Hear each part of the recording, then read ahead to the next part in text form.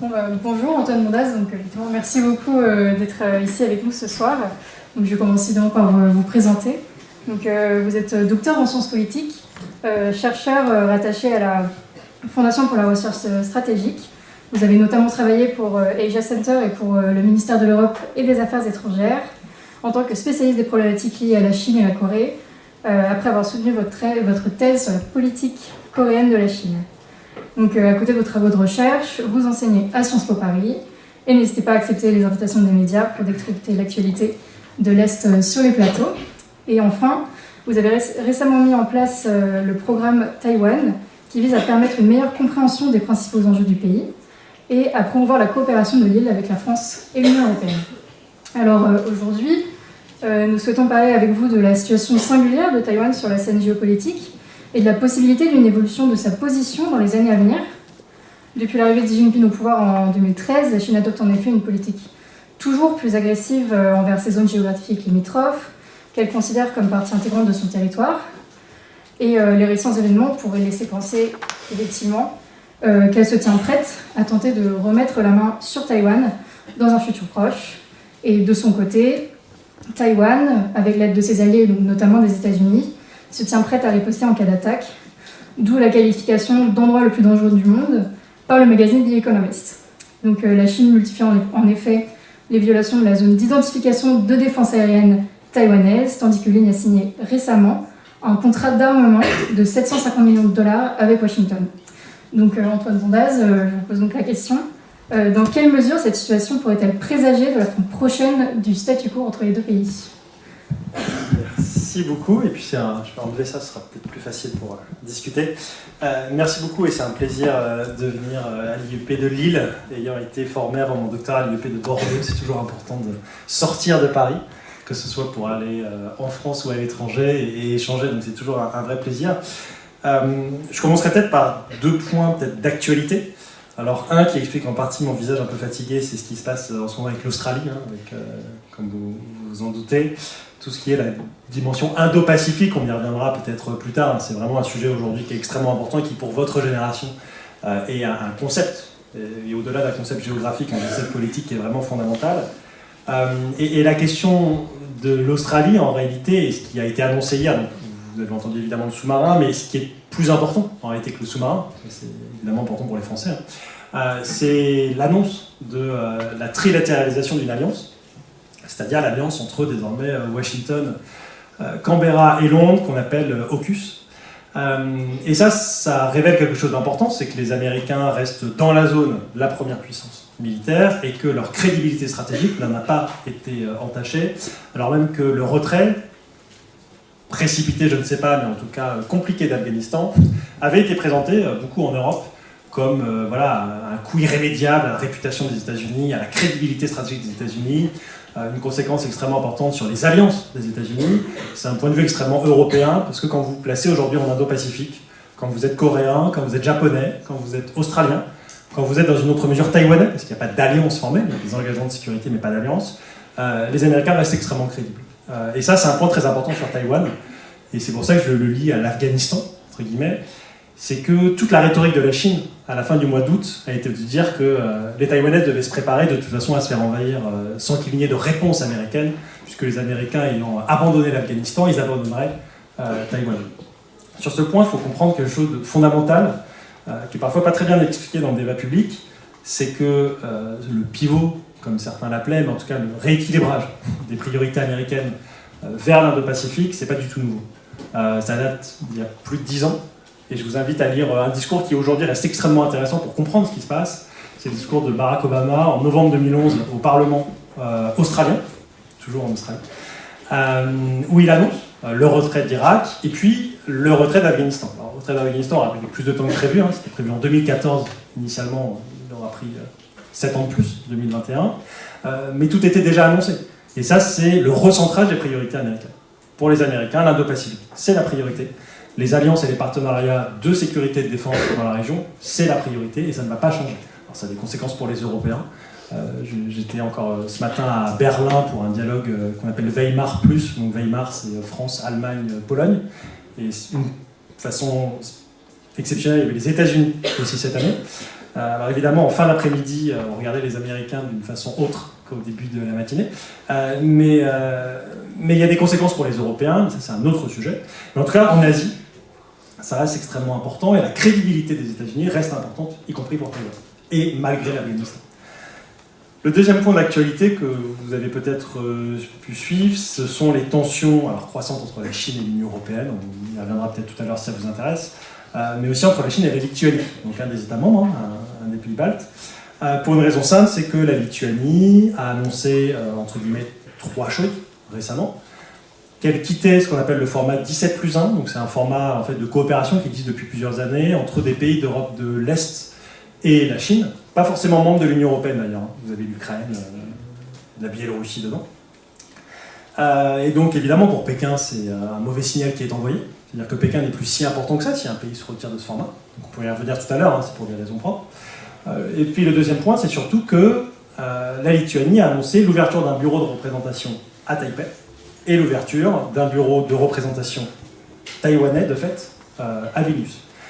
Avec un problème, c'est que partout en Europe, vous en avez à peu près une petite vingtaine, 19 de mémoire, qui sont dans des États membres de l'Union européenne, parmi les 27, vous avez des bureaux de représentation de Taipei. C'est comme ça que ça s'appelle. Donc en France, c'est le BRTF, le bureau de représentation de Taipei en France, rue de l'Université. Et l'accord, entre guillemets, ça a été de ne pas appeler ça un bureau de représentation de Taïwan, parce que la Chine faisait pression, etc. Les Lituaniens ont décidé de prendre un peu le contre-pied des autres et de dire non seulement on ouvre un bureau, bon en soi, encore une fois, il y a quasiment 20 autres pays qui l'avaient fait avant, donc c'est pas grave, entre guillemets, mais ils ont décidé d'appeler ça un bureau de représentation de Taïwan en Lituanie, et ça évidemment, ça a déclenché la colère de Pékin qui depuis multiplie les sanctions, qu'elles soient politiques, ils ont renvoyé l'ambassadeur, et la pauvre était arrivée 2 jours avant à Pékin, était en quarantaine, donc elle a dû finir sa quarantaine pour repartir tout de suite. Et surtout, ils ont maintenant commencé à prendre des sanctions économiques contre la Lituanie, notamment sur les exportations en direction de Chine, etc.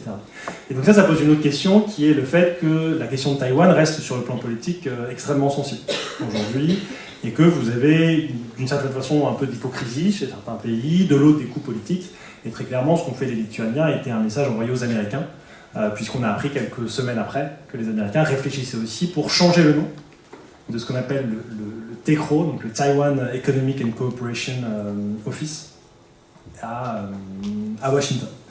Bon, donc Taïwan aujourd'hui, ça reste un sujet vraiment extrêmement important sur le plan stratégique. Je vous parlais de la crédibilité des États-Unis, des alliances, etc. Et sur le plan purement politique, parce que ça a des impacts, y compris sur l'Union européenne, puisque l'un des États membres vient d'être sanctionné. La question qu'on m'avait demandé ce soir d'aborder, c'est la question d'un conflit, potentiellement de changement de statu quo, etc. dans le détroit. Alors, qu'est-ce qui se passe récemment, en dehors de cette activité, les tendances un peu de fond? Premièrement, il y a de fait une asymétrie croissante entre Taïwan et la Chine. Je pense qu'il n'y a pas besoin de prendre beaucoup de données pour le voir. Cette asymétrie, il faut bien comprendre qu'elle n'était pas aussi importante dans les années 70 et 80. Taïwan, dans les années 70-80, avait des capacités militaires qui étaient extrêmement importantes par rapport à celles de la Chine. C'est en réalité relativement récent, c'est ces 30 dernières années, qu'il y a eu une bascule avec l'émergence considérable des capacités militaires chinoises et de l'autre côté, de fait, entre guillemets, une stagnation des capacités militaires de Taïwan.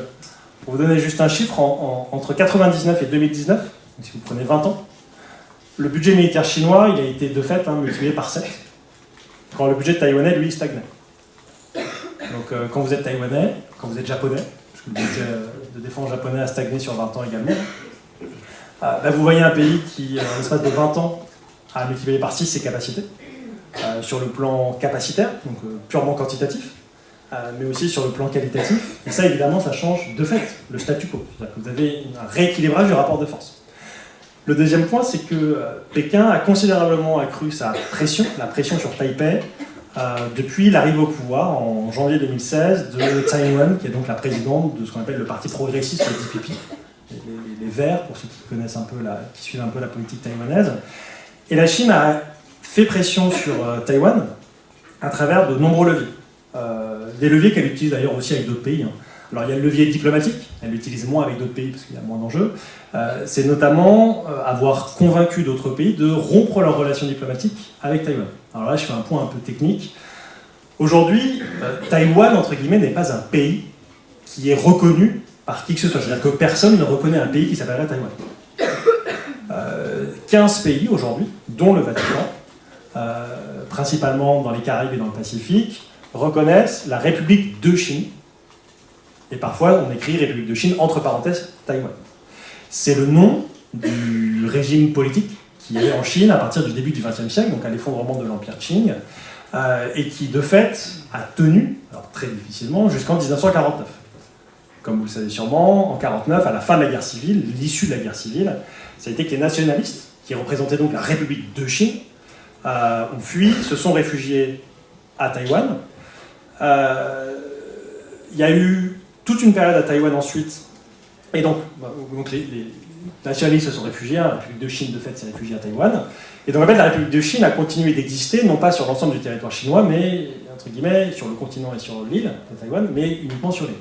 Et puis, comme vous le savez, en Chine, on a proclamé la République populaire de Chine au 1er octobre 1949. Et à partir de là, et pendant des décennies, les deux régimes politiques revendiquaient l'ensemble du territoire chinois. C'est-à-dire que la République populaire de Chine considérait qu'il fallait récupérer Taïwan, ou plutôt absorber Taïwan, puisque c'est un point très important, Taïwan n'a jamais fait partie de la République populaire de Chine, puisque ça a été en fait la République de Chine de fait depuis 1911.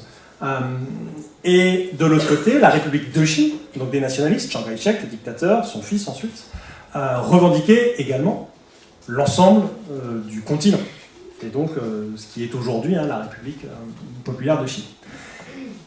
Ce qui s'est passé à Taïwan d'ailleurs, il y a des travaux historiques extrêmement importants, et là-dessus Taïwan se distingue des autres sociétés dans la région. Vous avez une lecture historique qui est, entre guillemets, je dirais pas la plus objective possible, mais qui est lucide sur son passé. Taïwan, jusque dans les années 80-90, c'était une dictature. Quand les nationalistes arrivent, premièrement dans les années 40, en 45, il y a des premiers massacres, et puis ensuite à partir de 49, il y a de nombreux massacres vis-à-vis de populations qui vivaient à Taïwan, que ce soit les aborigènes, qui étaient déjà là depuis des décennies, des siècles et des siècles. Ensuite, les migrants chinois qui étaient arrivés notamment de la province du Fujian, qui est la province juste en face, les Hakka. Alors c'est des Han, mais entre guillemets, c'est pas une minorité ethnique en Chine, parce que c'est des Han, mais voilà, c'est ce qu'on appelle les Hakka, avec une langue particulière, etc., qui a donné un dérivé, le taïwanais, qui sont arrivés eux au XVIe, XVIIe siècle, etc. Et puis les nationalistes qui sont arrivés lorsqu'ils voyaient qu'ils perdaient la guerre, ils sont arrivés à Taïwan. Et ça a déclenché à la fin des années 40, évidemment, une période très compliquée à Taïwan, puisque vous aviez une population qui préexistait, et d'un coup, entre guillemets, un régime politique autoritaire qui s'est relocalisé, en quelque sorte, sur Taïwan. Et donc, vous avez eu ce qu'on appelle une loi martiale, pendant des années, la terreur blanche à Taïwan, et ça a conduit à de nombreuses exactions, etc. Et Taïwan est aujourd'hui un des pays qui est le plus à même dans la région, par rapport à la Corée du Sud, par exemple, à reconnaître ce passé dictatorial et à l'étudier, à en parler, non pas de façon décomplexée, mais de façon lucide. C'est-à-dire qu'il n'y a pas de zone d'ombre, entre guillemets. On est capable de parler de tout, et il y a un travail à faire de réconciliation nationale, mais aussi un travail historique sur les massacres et les exactions qui ont été commises par le régime politique à l'époque. Donc, on était dans une situation où les deux pays, de fait, République populaire de Chine et République de Chine, revendiquaient l'un l'autre un territoire similaire.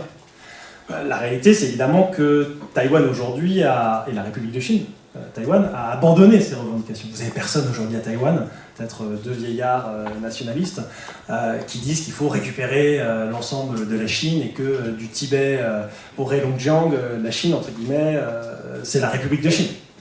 Même si c'est inscrit dans la constitution de la République de Chine, à Taïwan, il n'y a aucune ambition territoriale de la République de Chine sur la République populaire de Chine. L'inverse est évidemment complètement différent. Parce que la République populaire de Chine considère que Taïwan doit faire partie de son territoire pour des raisons historiques, pour des raisons politiques, puisque c'est quelque chose qui, depuis des années, sert à attiser le nationalisme, à mettre en avant que les communistes arrivent au pouvoir donc en 1949, ce seront eux qui seront capables, on en reparlera plus tard si ça vous intéresse, de mettre fin à ce qu'on appelle le siècle des humiliations, donc milieu du 19e, milieu du 20e, qui est celui d'un délitement de l'autorité politique en Chine, du fait d'invasions étrangères, mais aussi de propres délitements internes à la Chine. Et il faut rappeler que les plus grandes pertes civiles en Chine pendant ce siècle-là, c'est pas dû aux Britanniques et aux Français, et même aux autres, même si évidemment il y a eu des exactions françaises et britanniques qui sont évidemment inacceptables et sur lesquelles il y a un travail de mémoire de fait à faire. Ça a été dû à des problèmes internes à la Chine. ce qu'on appelle les Taiping, ce qu'on a appelé ensuite la révolution des Boxers, etc. Et puis dans les années 20, les années 30, le délitement complet de l'autorité de la République de Chine, l'émergence des seigneurs de la guerre, bon, etc. Donc, ce qui s'est passé, c'est qu'évidemment, la République populaire de Chine considère que Taïwan est très importante, pour des raisons politiques, je vous le disais, pour des raisons stratégiques. On en parlera plus tard, mais vous prenez une carte de la Chine, il faut un peu la tourner, vous la tournez à 90 degrés, grosso modo. Vous voyez que le cœur de la Chine, aujourd'hui, c'est de Pékin à Hong Kong, grosso modo. De Pékin à Canton. C'est une façade maritime qui rassemble la population, les centres de décision politique, les centres de production industrielle, que vous faites face à des mers qui sont des mers closes, entre guillemets, la mer jaune, donc le golfe de Bohai, la mer jaune avec la péninsule coréenne, la mer de l'Est avec le Japon, et puis la mer de Chine méridionale, dont vous avez entendu parler évidemment avec les Philippines, l'Indonésie, etc. Et la Chine, de fait, sa géographie, elle n'est pas favorable au pays. C'est très différent des États-Unis. Les États-Unis, vous avez deux grands océans, de part et d'autre.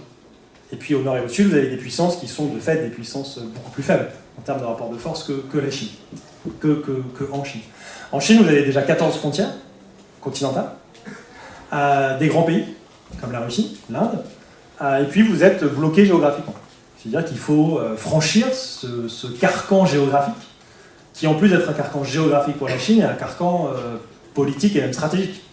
Parce que vous reprenez cette carte, vous êtes chinois, vous voyez quoi? Les troupes américaines au Japon, les troupes américaines en Corée du Sud, l'accord de défense de fait avec Taïwan, la présence américaine dans la région à Guam, à Hawaï, etc.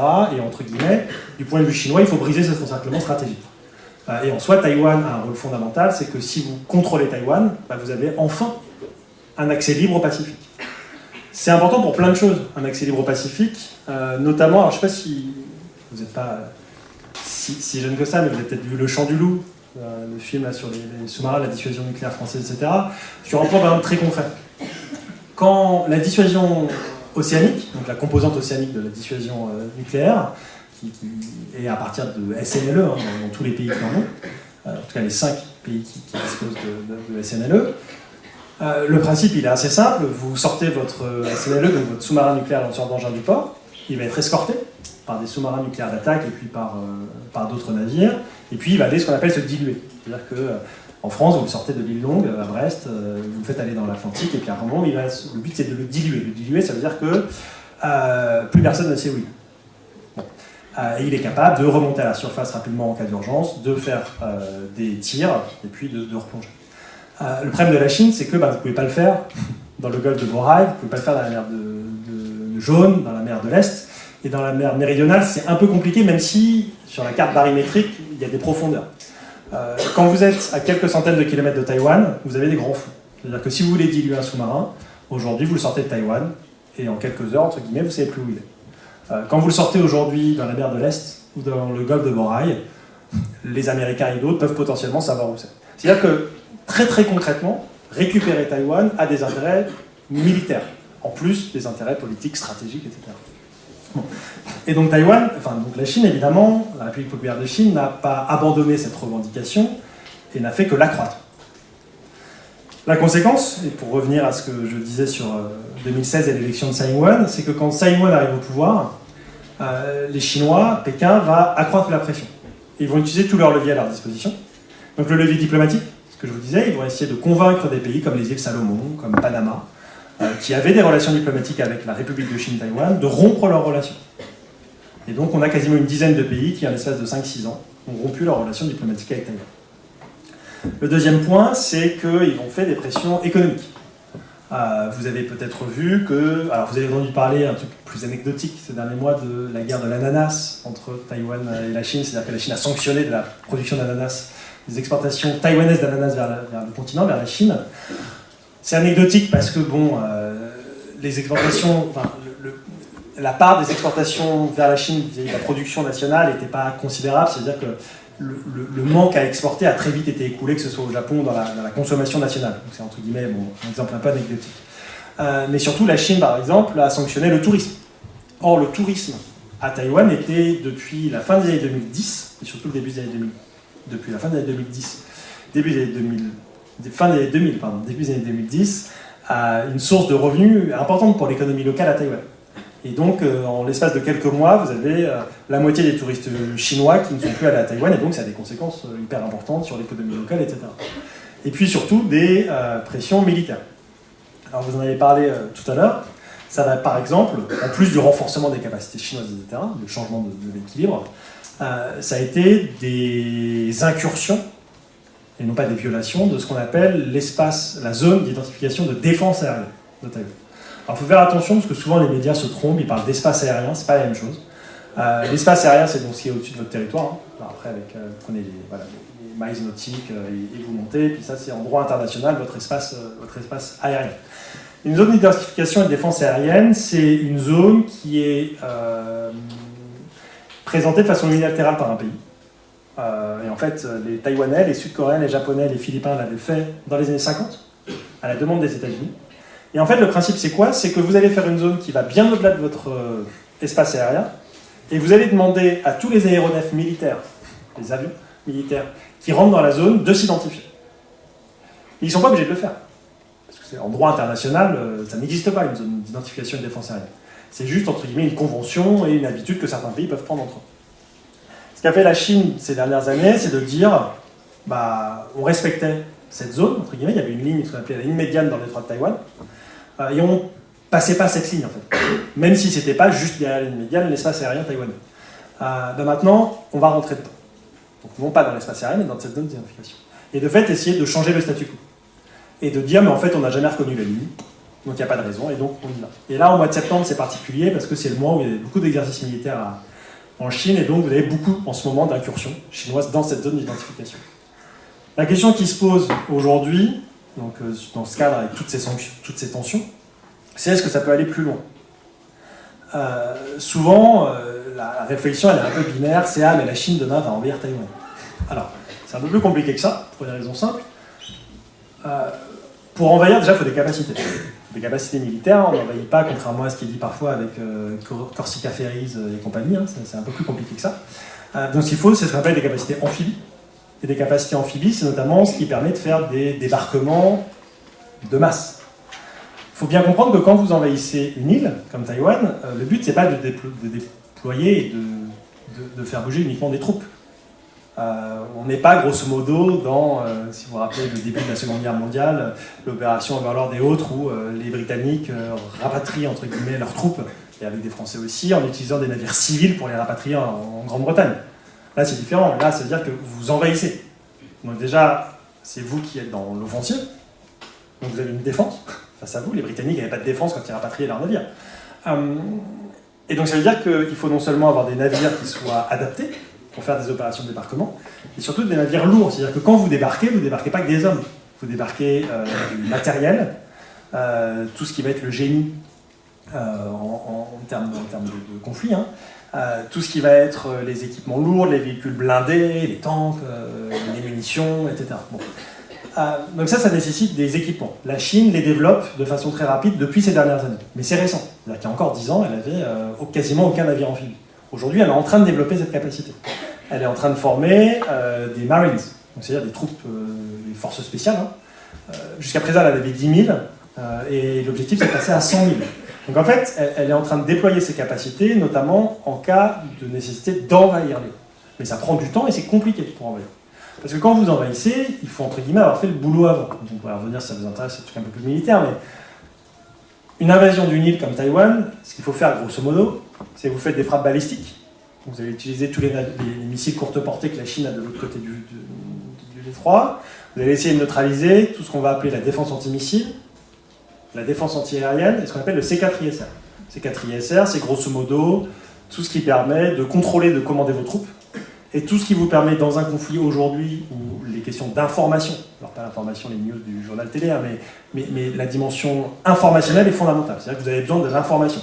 Où sont les troupes ennemies, quand vous guidez vos missiles, comment est-ce qu'on les guide? Donc on a besoin de capacités de guidage, etc. Donc le but, c'est, première dimension, c'est vous faites une frappe balistique pour un peu détruire une partie de ça, et surtout la capacité de défense antimissile, de défense antiaérienne. La deuxième étape, c'est quand vous avez neutralisé une partie de la défense antiaérienne, vous allez faire des bombardements aériens. C'est-à-dire que les avions chinois peuvent ensuite, grosso modo, se déployer et aller bombarder l'île. pour continuer à détruire les ports, les aéroports, etc. Et puis c'est seulement bien après que vous commencez à envoyer des troupes. Le premier truc que vous faites, c'est pas d'envoyer des troupes, hein. Sinon le navire de transport de troupes chinois, en 10 minutes, il est coulé.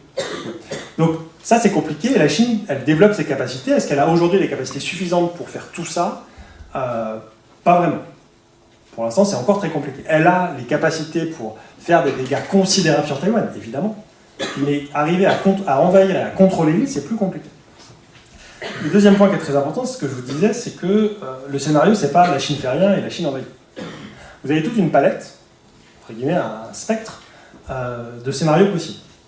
Et quand vous travaillez dans un service de renseignement, quand vous êtes in fine un décideur politique qui s'appuie sur ce travail, la question c'est évidemment de réfléchir à l'ensemble de ces scénarios, et sur chacun de ces scénarios, de s'y préparer, d'anticiper ce qui pourrait se passer, de tester la probabilité de chaque scénario, etc. Et aujourd'hui dans les scénarios, en fait, il y en a plein. Un scénario, c'est par exemple demain la Chine fait pression, de façon progressive sur Taïwan, et viole pour le coup l'espace aérien. Qu'est-ce que fait Taïwan? Est-ce qu'ils font décoller un avion et ils shootent, grosso modo, ils abattent l'avion chinois? Mais une fois que l'avion de chasse chinois va être abattu, comment la Chine va répondre? Elle va dire, on a abattu notre avion. Évidemment, elle ne dira pas qu'il était dans l'espace aérien, elle va dire que les Taïwanais ont attaqué et ont détruit un avion, puis la Chine va se réserver le droit, entre guillemets, d'escalader. Donc il y a un risque d'escalade. La Chine, demain, elle peut potentiellement faire une démonstration de force et récupérer certaines îles offshore, c'est-à-dire des îles taïwanaises, mais qui sont loin de l'île principale. Quand vous regardez une carte de Taïwan, pour ceux qui connaissent, vous avez les îles de Matsu, de Jinmen, qui sont en fait à quelques dizaines de kilomètres des côtes chinoises. Même moins de dizaines de kilomètres, c'est quelques kilomètres des zones chinoises. C'est des îles qui sont extrêmement vulnérables en réalité. Et elles n'ont pas les capacités aujourd'hui de faire face à un assaut chinois, il faut être très clair. Ça, c'est une autre possibilité. Qu'est-ce que fait Taïwan dans ce cas-là? Est-ce qu'elle mobilise l'ensemble de ses troupes pour récupérer les îles? Est-ce qu'elle laisse faire? Mais après, il y a des conséquences politiques, etc. Un autre scénario, c'est demain, la Chine commence à faire des pressions sur les entreprises, en disant aux entreprises européennes, bon écoutez, maintenant vous allez choisir, hein, c'est soit l'économie taïwanaise, soit l'économie chinoise. Vous n'aurez pas les deux marchés. Donc soit vous voulez le marché chinois et vous quittez Taïwan, et vous arrêtez tout échange avec Taïwan, soit vous privilégiez Taïwan. Et évidemment, la logique, c'est de se dire qu'il n'y a pas beaucoup d'entreprises qui vont privilégier Taïwan sur la Chine, avec une analogie qui vaut ce qu'elle vaut. Hein. C'est un peu ce que les Américains, par rapport à l'Iran, quand ils disent aux entreprises européennes, vous choisissez l'Iran ou les États-Unis, entre guillemets, comme on dit aujourd'hui, la question elle est vite répondue, vous allez sur le marché américain. Ça, c'est un scénario possible. Encore un autre scénario, c'est demain, la Chine fait un blocus maritime et aérien autour de Taïwan. C'est-à-dire qu'elle bloque la capacité de Taïwan de s'approvisionner par bateau ou par avion. Qu'est-ce que fait Taïwan? Et donc en fait, la question qui se pose aujourd'hui, c'est dans tous ces scénarios, qu'est-ce qui se passerait? Et une des grandes questions, c'est à quel moment les Américains interviennent? Est-ce qu'ils interviennent, déjà? Et sous quelle forme? Et à quel moment? Est-ce qu'ils interviennent à la première provocation? Ils envoient des messages clairs? Est-ce qu'ils attendent qu'il y ait une escalade? Et surtout, est-ce qu'ils arrivent à intervenir? Parce qu'évidemment, la Chine, depuis des décennies, travaille sur un scénario, c'est un conflit avec Taïwan et une intervention américaine. Et donc c'est ce que vous entendez parfois dans ce qu'on appelle le A2AD, donc c'est des stratégies de déni de zone, déni d'accès en bon français.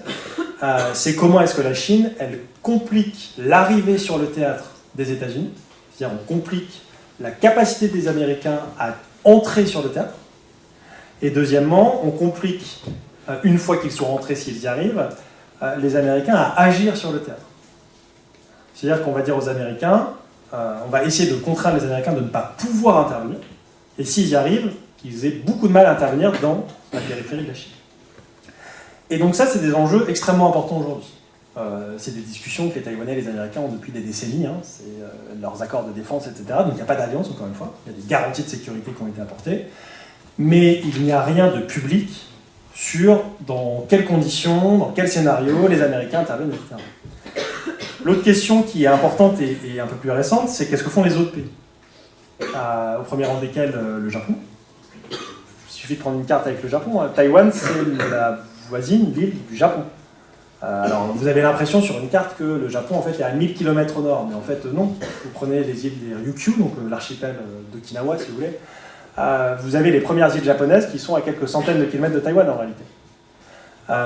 Et pour le Japon, en termes de sécurité, si demain Taïwan est chinois, entre guillemets, en tout cas de la République populaire de Chine, et que l'armée populaire de libération chinoise est basée à Taïwan, pour l'environnement stratégique du Japon, c'est évidemment une très très mauvaise chose. Et donc la question c'est, s'il se passe quelque chose, est-ce que les Japonais interviennent? Pendant très longtemps, les Japonais disaient rien. Et puis là, depuis quelques mois, on voit que ce soit le ministre adjoint de la Défense, que ce soit des parlementaires, ils commencent à dire, en fait, Taïwan c'est important pour nous. Et donc s'il se passe quelque chose, on sera obligé en fait de faire quelque chose. Il y a une analogie récente qui était amusante du vice-ministre de la Défense. Il a dit Taïwan c'est un peu le nez et la bouche. Alors pour ceux qui connaissent un peu l'histoire des relations internationales en Asie, les Chinois et les Nord-Coréens, pendant longtemps, on a utilisé l'expression c'est les lèvres et les dents. L'expression exacte, en fait, c'est de dire que si vous n'avez plus de lèvres, les dents sont exposées.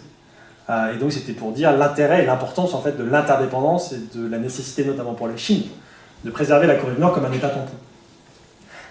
Et c'est très intéressant, et je pense que c'est pas du tout un hasard si les Japonais ont parlé de nez et de bouche. C'est une référence directe à ça, c'est de dire ne sous-estimez pas les intérêts de sécurité du Japon. Et la volonté et la détermination du Japon, si sa sécurité, si le pays considère que sa sécurité est menacée, de potentiellement intervenir. Et ça, pour la Chine, ce serait un gros problème, une intervention japonaise. Et qu'au-delà de l'idée que la Chine, elle est toute puissante, le Japon, grosso modo, parce que sa constitution, parce que ses capacités sont limitées, c'est pas un acteur militaire important, le Japon a des capacités aujourd'hui militaires considérables, extrêmement développées, extrêmement modernes, et en termes de défense anti-navire, par exemple, de missiles anti-navires, et autres, le pays a des capacités très importantes. Un autre pays dont on parle beaucoup, c'est l'Australie. Et l'Australie, depuis quelques mois, pareil. Les Australiens commencent à dire, mais en fait, nous, s'il y a un contingency, s'il y a un conflit dans le détroit de Taïwan, ça a un impact pour notre sécurité, nous, les Australiens. Et donc, qu'est-ce qu'on fait? Comment est-ce qu'on intervient? Et l'annonce hier de l'achat, de l'acquisition, alors ce ne sera pas tout de suite, ce sera dans des années, et de sous-marins à propulsion nucléaire par les Australiens, c'est pas complètement étrangère. D'ailleurs, Biden l'a précisément dit. Il a expliqué que l'évolution de l'environnement, et notamment de la question de Taïwan, poussait les Australiens à reconsidérer leur position et donc à acquérir ces sous-marins. Alors, c'est pas la seule raison. Et ces sous-marins ne sont pas, entre guillemets, acquis à terme par l'Australie pour intervenir forcément dans le conflit. C'est pas ça. Mais en tout cas, disons que les Australiens se posent de plus en plus de questions. Et puis, la question, elle doit aussi se poser pour les Européens. Et là-dessus, je pense qu'il faut être parfaitement réaliste. J'étais au Parlement européen au début de l'année, et la discussion qu'on avait, et moi le conseil que je donnais, c'était à un moment, faut être réaliste et concret. Les Européens n'ont pas de capacité militaire. Je ne parle pas de l'Europe, de l'Union européenne, je parle des Européens. À part la France, et on en reparlera plus tard dans la France et l'Indo-Pacifique, aucun pays européen n'a des capacités militaires qu'ils peuvent déployer dans la zone. C'est ça la réalité. L'Allemagne en ce moment a une frégate dans la zone. Elle va passer dans la mer de Chine méridionale dans plusieurs semaines. Avec une frégate, vous ne faites rien. Je veux dire, une frégate, elle arrive, elle est coulée au bout de quelques minutes, bon, on passe à autre chose. Donc, en dehors des Français, les Français ont des capacités très limitées en termes de projection aussi loin et dans cette zone-là. Il n'y a pas de capacité européenne. Et donc, le rôle en cas de conflit, il est limité. Je veux dire, le fantasme de certains chercheurs sur ah non, mais les Européens doivent se préparer à une intervention militaire à soutenir les Américains, la réalité, c'est qu'on ne pourra pas, on n'a rien. Donc la question, entre guillemets, c'est pas ça la question. On a des leviers économiques, politiques, s'il y a un conflit, on peut faire des sanctions, on peut, au niveau du Conseil de sécurité des Nations Unies, faire quelque chose, faire des déclarations, une résolution, ça ne passera pas. Donc on a des leviers, mais pas des leviers militaires. Là où l'Europe a des leviers potentiels, c'est en amont. C'est justement pour potentiellement prévenir un conflit. Et notamment en envoyant un message clair à la Chine, que d'autres pays font, c'est le coût pour vous de changer le statu quo unilatéralement et par la force est trop important. Si la Chine, dans plusieurs décennies ou même plusieurs années, veut envahir Taïwan, elle pourra y arriver. Et à un moment, le rapport de force sera tel que c'est pas une question purement militaire. La question, c'est est-ce que le coût sera acceptable? Et quand vous travaillez sur des questions stratégiques et des questions militaires, c'est ça la seule question. C'est pas est-ce que vous allez y arriver, c'est est-ce que vous allez y arriver à un coût acceptable. Si la Chine arrive à envahir Taïwan, mais qu'elle perd Canton, et qu'elle se fait humilier parce qu'une grande partie de ses navires et de sa flotte est détruite par les Taïwanais et par les Américains et par les Japonais, l'intérêt de récupérer Taïwan est moindre. Et donc en fait, c'est ça la question qui se pose. C'est aujourd'hui l'enjeu pour les Américains et les Taïwanais. C'est comment est-ce qu'ils arrivent à accroître la dissuasion, la capacité de dissuasion, à travers le coût. Donc c'est pas ce qu'on appelle une dissuasion par déni, qui serait de dire la Chine ne pourra pas remplir ses objectifs militaires. À terme, elle y arrivera. C'est de dire le coût pour la Chine sera trop important. Et si vous décidez de changer unilatéralement et par la force le statu quo, vous y arriverez, mais ce sera trop coûteux. Et donc, in fine, pour vous, c'est pas une bonne chose. Ce sera trop coûteux sur le plan militaire, ce sera trop coûteux sur le plan politique, parce que potentiellement, ça remettra en cause l'autorité du parti, etc. Et ça, évidemment, pour la Chine, c'est extrêmement problématique, parce que la sécurité première en Chine, c'est la sécurité politique. C'est pas une analyse que je fais, hein, c'est le concept même de sécurité nationale en Chine. Il a de nombreuses dimensions, officiellement il y en a 11, et la première dimension, c'est la sécurité politique. La sécurité territoriale, c'est deuxième, la sécurité militaire, c'est troisième. La sécurité politique, c'est-à-dire l'avenir du parti et le leadership du parti sur le régime politique, c'est la priorité des priorités. Et donc si c'est pour récupérer Taïwan, mais pour que le régime s'effondre parce que le parti va être discrédité pour telle ou telle raison, évidemment ça n'a aucun intérêt. Donc aujourd'hui on est dans une situation où, je vous disais, les Japonais et les Australiens montent un peu au créneau. Les Européens le font, de fait. C'est très récent, hein. Ça date du début de cette année. Alors vous avez les parlementaires européens, mais le Parlement européen c'est plus facile. Vous êtes parlementaire, vous n'êtes pas de l'exécutif, vous faites un peu ce que vous voulez et ça n'engage en rien ni l'Union européenne ni les différents États membres. Donc les Européens font beaucoup, ils multiplient les déclarations et même les résolutions qui sont adoptées par l'ensemble du Parlement. Donc ça c'est nouveau. Et surtout des résolutions qui sont dissociées de Chine. C'est-à-dire que pendant très longtemps on parlait de Taïwan parce qu'on parlait de Chine. Désormais on parle de Taïwan parce qu'on parle de Taïwan. Et les gens reconnaissent qu'il y a des coopérations avec Taïwan qui sont importantes. Alors, tout le monde parle des semi-conducteurs, mais sur plein de domaines, il y a des coopérations qui existent. Et ça, c'est un point très important. C'est pas parce qu'il n'y a pas de relation diplomatique qu'il n'y a pas de coopération, et qu'il n'y a pas de relation. Vous avez des milliers de Français qui vivent à Taïwan, vous avez du commerce, vous avez des échanges culturels, des échanges scientifiques, le CNRS a des partenariats à Taïwan, etc. Taïwan n'est pas coupé du monde.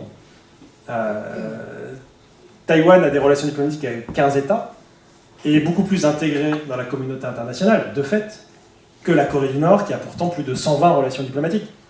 Donc la question, c'est pas juste les relations diplomatiques, c'est concrètement les coopérations.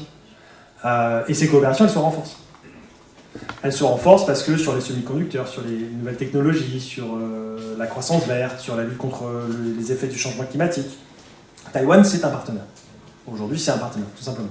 Et donc les parlementaires européens, désormais, ils considèrent Taïwan comme un partenaire à part entière, pas simplement en réaction à la Chine. Et ça, c'est ce qu'il faut évidemment éviter. Il ne faut surtout pas utiliser Taïwan comme une carte contre la Chine, entre guillemets, pour dire on va emmerder les Chinois parce qu'ils nous ont emmerdés sur autre chose, donc on va parler de Taïwan. C'est extrêmement contre-productif, premièrement, parce qu'il y a une asymétrie en priorité. Pour la Chine, Taïwan, c'est très important. Pour nous, ça l'est moins, pour être très clair. Donc à ce jeu-là, c'est toujours les Chinois qui vont gagner. Deuxièmement, c'est pas un service à rendre aux Taïwanais, parce que grosso modo, les mettre en scène, parce qu'in fine, on veut parler de la Chine, je ne suis pas sûr que ce soit une bonne chose, même si politiquement à Taïwan, hein, certains ils trouvent leur intérêt et ils poussent à ça. Hein. Mais, moi, j'ai jamais trouvé ça une bonne idée sur le long terme pour les Taïwanais. Et puis, troisièmement, encore une fois, parce qu'il y a des coopérations avec Taïwan qui existent par elles-mêmes. Et donc, on voit les parlementaires européens faire plus, mais on voit surtout les Européens au sens large, c'est-à-dire le Conseil, la Commission et le Conseil, c'est-à-dire l'exécutif de l'Union, commencer à parler de Taïwan. Pendant très longtemps, moi, je critiquais mes amis du Quai d'Orsay en leur disant vous avez une stratégie d'invisibilisation de Taïwan. C'est-à-dire qu'en fait, vous ne parlez jamais de Taïwan. Mais même dans des documents un peu soft, en tant que partenaire commercial, on ne parle même pas de Taïwan. C'est-à-dire qu'il ne faut surtout pas parler de Taïwan. Surtout pas parce que la Chine va mal le prendre, donc on n'en parle pas. Vous allez sur le site du Quai d'Orsay aujourd'hui, il n'y a pas de page sur Taïwan. Vous êtes un ressortissant français à Taïwan, vous avez sur le site du Quai d'Orsay une page pour tous les pays du monde, Corée du Nord compris, etc. Vous n'avez pas de page pour Taïwan. Vous avez juste une veille scientifique et technologique qui inclut Taïwan. Dans les différentes stratégies françaises dans la zone, Taïwan n'est jamais mentionné. Même pas pour dire qu'il y a des tensions dans le détroit de Taïwan et que, évidemment, pour la France, c'est quelque chose à suivre. Donc, grosso modo, il ne faut surtout pas en parler. C'est en train de changer. Dans une déclaration de juin entre les Européens et les Américains, Taïwan a été mentionné. Taïwan, le détroit de Taïwan, c'est-à-dire l'importance de la paix et la stabilité dans le détroit de Taïwan. Les Français l'ont fait de façon bilatérale, peut-être qu'ils le regrettent maintenant, dans le premier 2+2. Donc, ce qu'on appelle un 2+2, hein, c'est le ministère de la Défense, enfin des armées aujourd'hui, et le ministère de l'Europe et des Affaires étrangères avec leurs homologues. Donc ça existe avec le Japon, par exemple, depuis longtemps. On vient de le faire avec les Australiens, le 1er, le 30 ou le 31 août. Et dans le communiqué, on parle de Taïwan, du détroit de Taïwan. Alors je pense qu'aujourd'hui, on doit se dire, putain, on a fait un cadeau aux Australiens, on n'aurait pas dû... C'est des bâtards, ils ont finalement pas pris nos sous-marins, etc., on n'aurait pas dû, mais les Français en parlent. Et ça allait de façon croissante, parce que dans la déclaration du G7, Taïwan est également mentionné, et donc les gens commencent à en parler. Et en fait, on arrive aujourd'hui dans une période qui est assez compliquée. Je vais vous éviter de dire on est à un tournant ou un carrefour stratégique ou je ne sais quoi, ce qu'on dit régulièrement. Mais de fait, vous avez les ambitions de la Chine et les capacités de la Chine dans l'être à Taïwan qui, évidemment, continuent de s'accroître. Une image de la Chine qui s'est considérablement détériorée à Taïwan, et évidemment, on en reparlera plus tard, mais ce qui s'est passé à Hong Kong a eu un impact évident. Et de l'autre côté, Taïwan qui accroît la coordination comme jamais, y compris sur le plan politique, de fait, avec de nombreux pays. Et on arrive à un moment où les deux côtés, entre guillemets, les deux acteurs principaux de ce conflit, de fait, et les acteurs secondaires, mais qui ont un rôle très important comme les États-Unis, travaillent de plus en plus sur la question. Et donc aujourd'hui, le risque d'incident, il est plus important qu'avant. Alors on va vous dire, ouais, mais les incidents, bon, ça se règle, etc. Le problème, c'est qu'aujourd'hui, et je finirai là-dessus, on est aussi à une vraie évolution en Chine, c'est-à-dire qu'on a un durcissement du régime. Il n'y a aucune raison que ça change avant l'automne 2022 au moins, c'est-à-dire le prochain congrès, le 20e congrès. Qu'on a un nationalisme qui est complètement exacerbé aujourd'hui, qui est manipulé, mis en scène par le pouvoir politique. Pour vous donner juste un exemple, hein, vous prenez les éditoriaux du Global Times, qui est un des journaux. C'est pas le quotidien du peuple, hein, mais c'est celui qui est beaucoup lu à l'étranger notamment. On l'utilise pour faire passer des messages.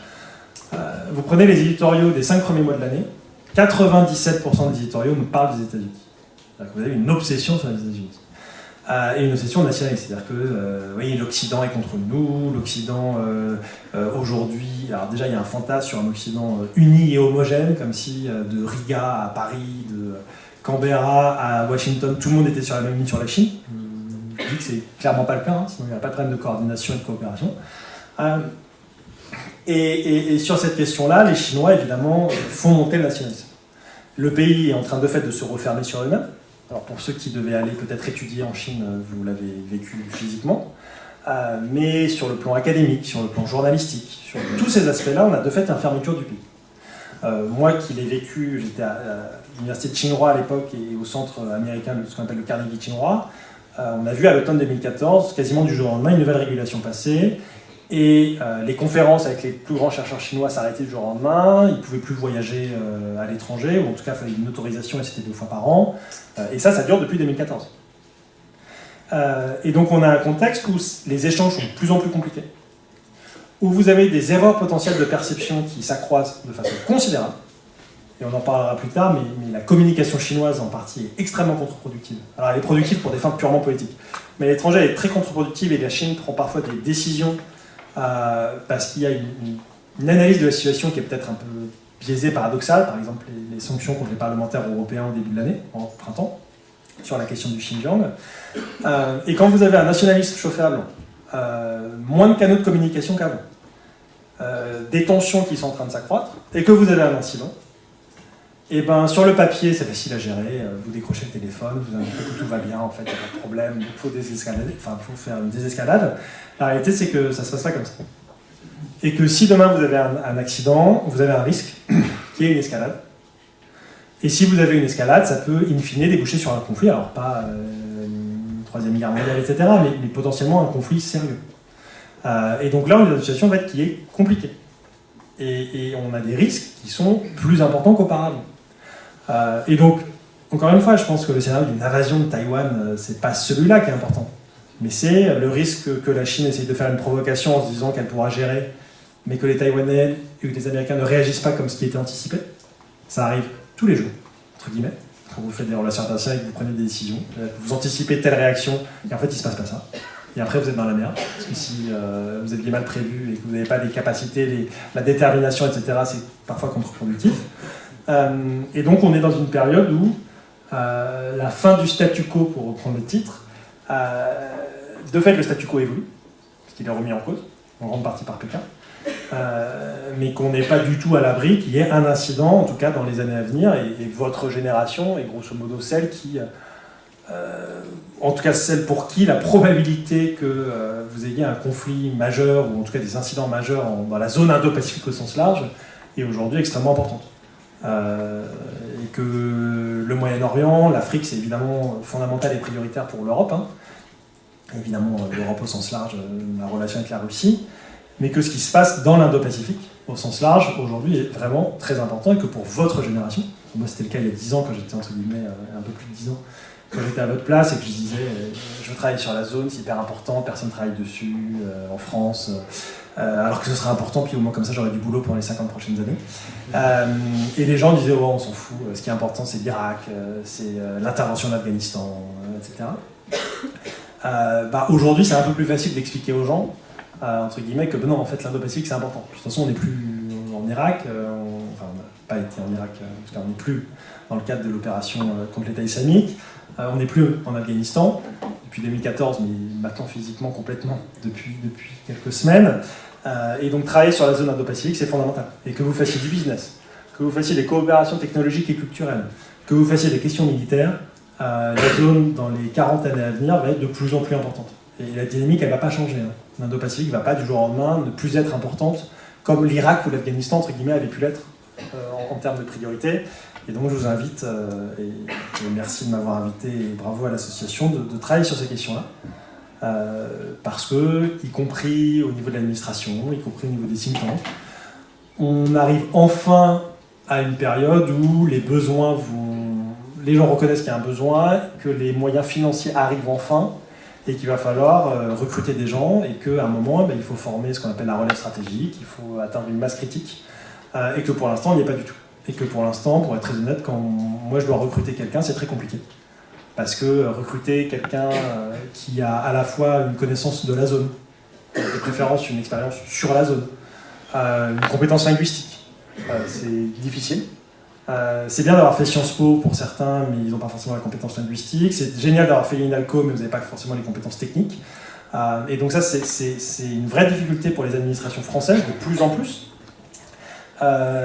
Et je pense que ce qui s'est passé avec l'Australie, ce qui se passe en Afghanistan, va accélérer la prise de conscience au niveau politique, qu'en fait il faut qu'on mise un peu plus, et qu'on investisse un peu plus sur cette zone, Indo-Pacifique, et donc on a un besoin, quand on parle d'autonomie stratégique, on parle tout de suite, il faut des tanks, il faut des avions, il faut des bateaux. L'autonomie stratégique, ça commence pas par ça. Hein. L'autonomie stratégique, ça commence par une capacité d'analyse, donc il faut être capable d'analyser la situation de façon indépendante, et pas dépendre de ce qu'écrivent les Américains ou les autres. Après, il faut avoir une capacité pour prendre une décision. Et ensuite, il faut avoir une capacité pour mettre en œuvre la décision. Et donc, mettre en œuvre la décision, évidemment, vous avez besoin de capacité. Mais ça arrive en dernier. Et donc, aujourd'hui, on est à un moment où en France et en Europe, mais certains sont plus avancés que nous, il y a en fait une prise de conscience qu'il faut vraiment, vraiment, vraiment renforcer cette capacité d'analyse autonome et indépendante. Et donc, dans les années qui viennent, a priori, pour ceux d'entre vous qui seraient intéressés pour travailler là-dedans, je suis beaucoup plus optimiste pour vous que je ne l'étais pour moi et ma cohorte il y a 10 ou 15 ans sur les mêmes questions. J'ai parlé beaucoup plus longtemps que prévu, donc je vais répondre à vos questions.